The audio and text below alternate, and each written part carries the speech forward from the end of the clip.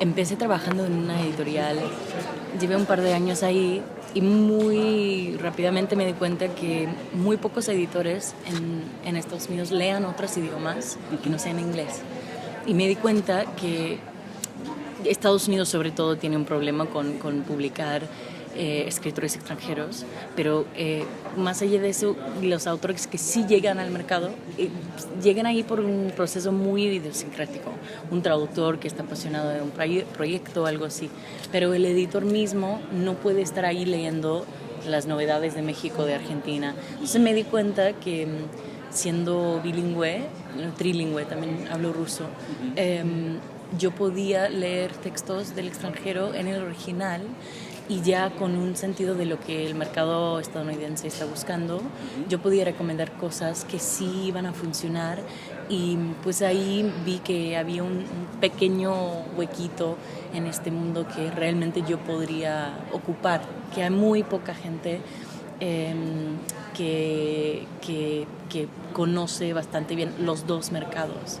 Entonces, así trabajaba de manera informal para varias editoriales recomendando escritores, yendo a la FIL en Guadalajara para ver qué se estaban leyendo en Latinoamérica, ¿no? Uh-huh. Y ya el año pasado oficialmente empecé a trabajar con una agencia literaria en Nueva York para representar a autores hispanohablantes en Estados Unidos y en el mundo.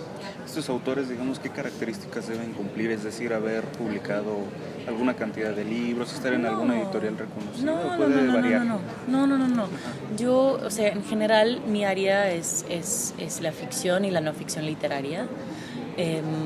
Yo creo que sí hay un gran mercado también para libros infantiles, pero lo mío tiende a ser más hacia lo literario, ficción y no ficción.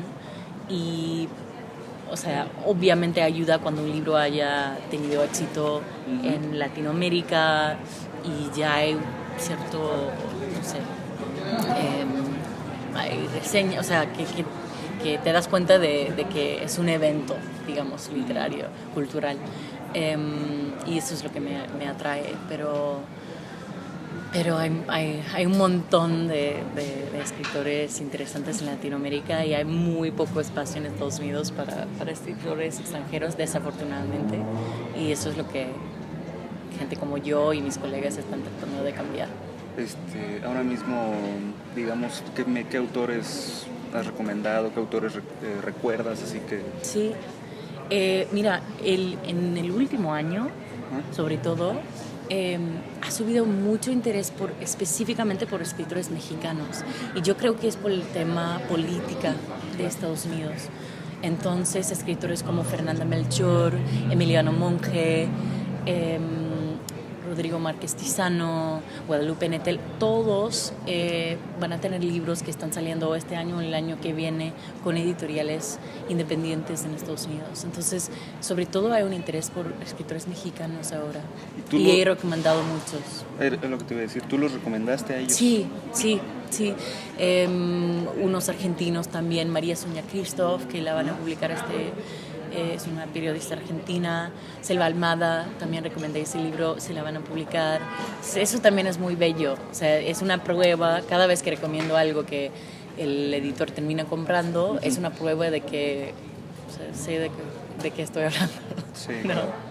Fíjate que, bueno, son tantas entrevistas que hacemos, tantos trabajos, etcétera. No recuerdo bien el nombre, pero entrevistamos al director del festival de cine en español, cine latinoamericano en Estados Unidos. Ajá. Es un festival que se hace en California. Ah, sí, no sé si conozco. lo ubicas. No. Es cine sí latinoamericano en general.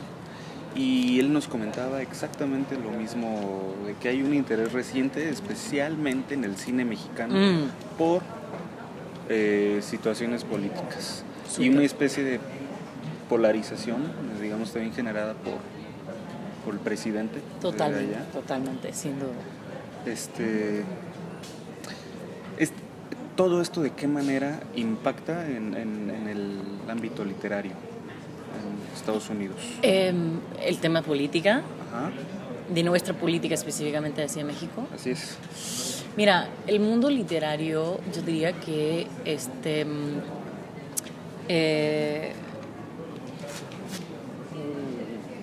siempre aprovecha de los temas que son hot, digamos, ¿no?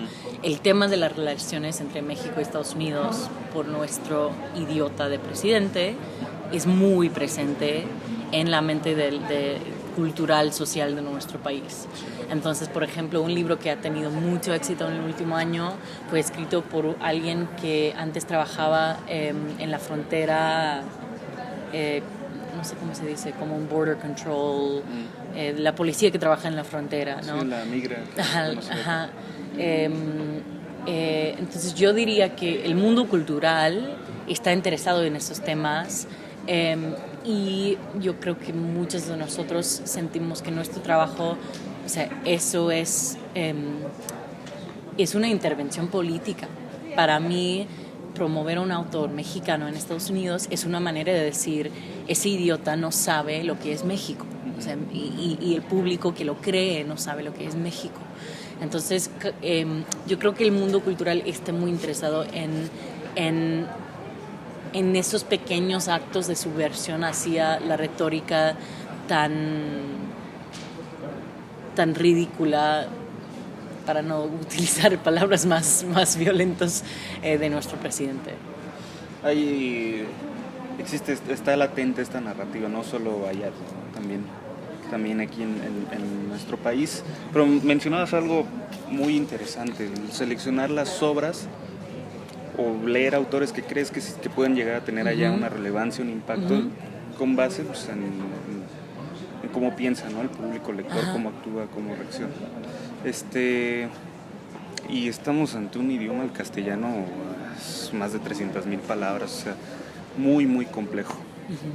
En ese sentido, las traducciones, ¿tú cómo manejas eso? O sea, tú no eres traductora como tal, pero ¿o sí?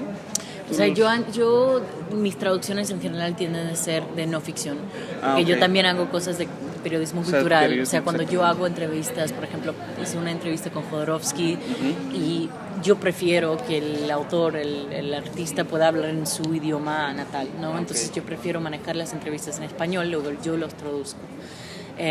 Pero la traducción literaria es muchísimo más difícil y eso lo dejo a la gente que se ha dedicado a eso. Entonces, y la manera en que yo trabajo con traductores, pero haber sido traductora, haber sido editora de traducciones,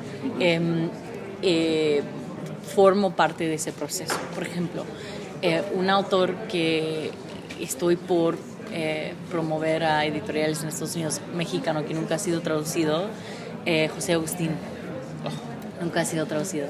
Entonces estoy muy emocionada. Oye, va a pegar cañón. Aparte, Ciudades Desiertas para mí es un libro que, o sea, fue escrito en la época de Reagan, pero se lee como si estuviera ahora mismo. Entonces, ¿qué es lo que hacemos? Yo contacto a un traductor, elegí el traductor de César Aira, es un británico que lleva muchísimos años trabajando en eso. Y le propongo que haga como unos 4,000 palabras, un fragmento de la novela, y la trabajamos juntos. Yo me involucro muchísimo en el proceso. Entonces, sí me acerco más bien del lado de editora, pero conociendo el idioma es un diálogo siempre con el traductor, pero obviamente sin los traductores no tendría nada de qué hablar. Esto que mencionas de José Agustín sí sorprende porque es uno de los pocos sobrevivientes que hay de un movimiento que hubo en México con mucha fuerza. Sí. Si no es el único, sí de los pocos, José Agustín. Casi todos fueron difuminándose porque era considerada la literatura de onda una literatura, como dirían los argentinos, medio grasa. Ajá. Así, y después adquirió relevancia, o sea, hoy José Agustín es de los escritores referentes de México. Sí. No sabía que no había sido traducido. Estoy muy emocionada. Ojalá salga, pero yo creo que sí va a pegar. ¿Algunas obras o cómo se maneja? Voy a empezar con Se está haciendo tarde y con Ciudades Desiertas. Okay. Y sobre tu participación en el High Festival, ¿Qué más puedes contar? ¿Con quién vas a estar conversando? Ayer estuve moderando una conversación con 2 de los jóvenes escritores de la lista Bogotá 39, con Daniel Saldaña París y Jesús Miguel Soto. Y mañana por la mañana, estoy muy emocionada, voy a entrevistar a la escritora canadiense Rosemary Sullivan, quien es la biógrafa, quien escribió una biografía de la hija de Stalin. Es un libro tremendo, aparte es una historia que tocó a mi familia, porque mi familia vino de la Unión Soviética, eran refugiados en los 70. Entonces, los organizadores del festival no sabían que ese es mis antepasados cuando nos pusieron juntas. Y entonces, fue una sorpresa para ella, para todos, y estoy muy emocionada de poder hablar con ella mañana. Perfecto, Sí. Muchas gracias. Gracias. No, espero que ya pase este mal Sí, sabor de boca. el mal viaje. Ya, por eso nosotros usamos siempre las Es escaleras. súper mal viaje.